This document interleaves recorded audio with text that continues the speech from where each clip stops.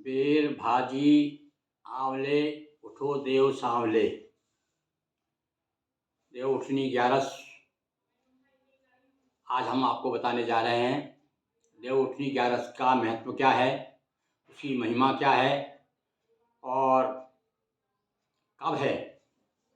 तो आज हम आपको इसके बारे में चर्चा कर रहे हैं। तो सबसे पहले तो मैं आपको उसके महत्व के बारे में बताता हूँ। और देखिए, ये एकादशी महात्म का ग्रंथ प्रामाणिक मेरे पास में है और उससे ही मैं आपको पढ़ करके सुना रहा हूँ, ताकि आप कभी सबके पास कोई उपलब्ध नहीं है। तो सुनिए आप।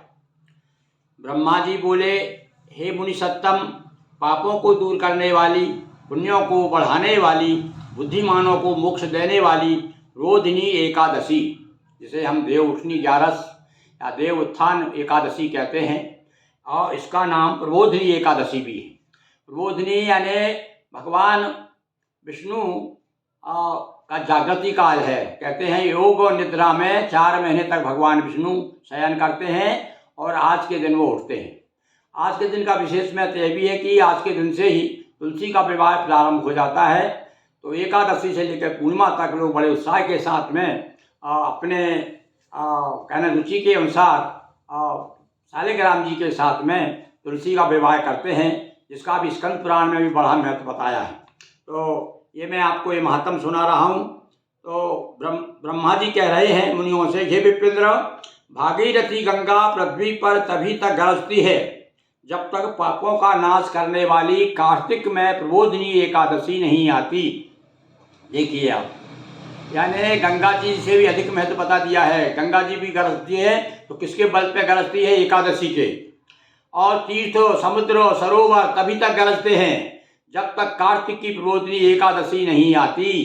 1000 अश्वमेध यज्ञ 100 राजसूय यज्ञ का फल मनुष्य को प्रबोधिनी के उपवास से मिल जाता है।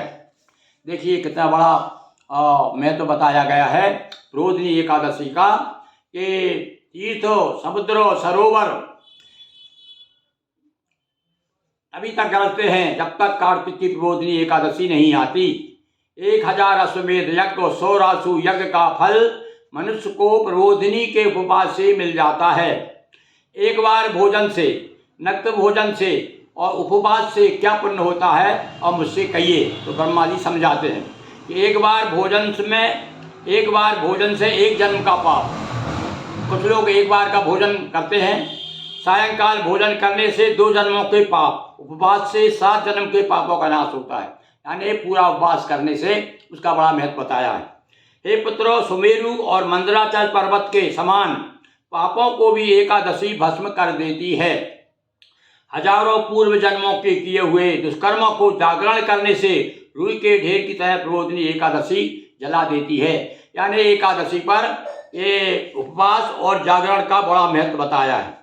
सब तीर्थों में स्नान करने और गौ, स्वर्ण, पृथ्वी का दान करने से फल नहीं मिलता, तो एकादशी के जागरण से मिल जाता है। विशेष रूप से जागरण का बड़ा महत्व। और जागरण भी केवल जागना ही नहीं, जागते हुए भगवान का संकीर्तन करना, स्मरण करना, उनकी कथाएं सुनना, पूजन करना, ये तमाम जो है उसके अंतर्गत आ जाते हैं। तो जैसे मनुष्यों की मृत्यु निश्चय है, वैसे ही धन का नाश भी निश्चय है। ऐसा समझ कर हे मुनिश्रेष्ठ, एकादशी का उपवास करना चाहिए।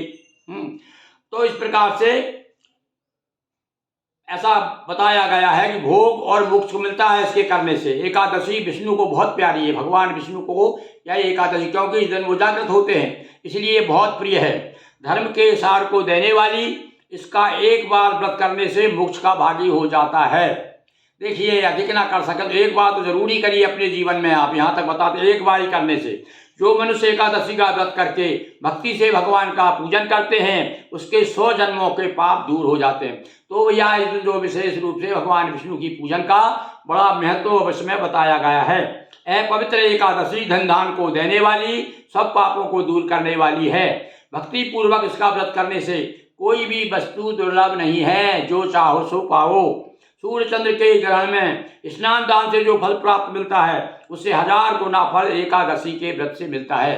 तो ये तो विशेष महिमा यहाँ पर बताई गई है एकादशी की। और इसमें विधान भी बताया है, जो भगवान के प्रबोध के दिन कथा सुनते हैं। आप सुनिए, कथा का महत्व बताया, मैं इसलिए कथा सुना रहा हूँ आपको। यह कथा जरूर आप सुनिए, इसका विशेष फल बताया है। जो भगवान के प्रबोध के दिन कथा कहते हैं, सुनते हैं, उनको सप्तद्वीप युक्त पृथ्वी के दान का फल मिलता है। फिर नारद जी बोले, हे स्वामी ने एकादशी की विधि बताइए। अब एकादशी की विधि क्या है वो सुन लीजिए आप। जिस एकादशी को करने से जैसा फल मिले सो भी कहिए। यह सुनकर ब्राह्मण बोले, हे देवोत्तम, एकादशी को प्रातःकाल उठकर दातून स्नान करे, नदी, तालाब, कुआं, बावड़ी अथवा घर में स्नान करे, केशव भगवान का पूजन करे, फिर कथा सुने। या पूजन के बाद में कथा सुनने का बड़ा महत्व है। नियम के लिए मंत्र पढ़े। एकादशी को निराहार व्रत करके दूसरे दिन भोजन करूंगा, इस प्रकार से नियम बताया। उसमें संकल्प एक तरह का संकल्प है। क्या कि नियम के लिए यह मंत्र पढ़े, एकादशी को निराहार व्रत का। कौन सा मंत्र है कि निराहार व्रत करके दूसरे दिन मैं भोजन करूंगा। पुण्यकाक्षो, मैं आपकी शरण में हूँ, आप मेरी रक्षा कीजिए। ये उस श्लोक का हिंदी में अर्थ बता दिया है यहाँ पर। इस प्रकार से आप, क्योंकि सब तो संस्कृत जानते नहीं, तो इसलिए कहा है आप उस दिन जल लेकर के अपने हाथ में व्रत जब शुरू करें ना, तो कहें मैं आपकी शरण हूँ, आप मेरी रक्षा करें। हे पुंडरीकाक्ष, मैं एकादशी का निराहार व्रत करने का संकल्प लेता हूँ। इस प्रकार से आप कह करके, और इसके बाद चक्रधारी भगवान के सामने पढ़े इसको, भक्ति भाव से प्रसन्नतापूर्वक उपवास करे। रात्रि में भगवान के समीप बैठ करके जागरण करे। सामने भगवान का सिंहासन लगा दे, एक चौकी पे बैठा के भगवान को फोटो रख ले सामने, या मंदिर हो आपके घर में तो वहाँ बैठ करके जागरण करना चाहिए। और जो भगवान के कीर्तन गाता है और जो नाचता है, बाजे बजाता है, भगवान की कथा को कहता है, सुनता है, और पुण्यात्मा तीनों लोक के ऊपर निवास करता है। तो ये देखिए, कार्तिक की महिमा हमने आपको बताया।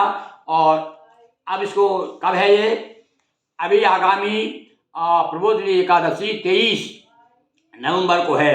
तो उस दिन आप प्रातः उठ करके संकल्प करें। स्नान ध्यान जो बता दिया इसमें नियम, इस प्रकार से आप करेंगे तो एकादशी की कृपा से, भगवान विष्णु की कृपा से आप जो भी चाहोगे सो आपको सुलभ होगा, प्राप्त होगा।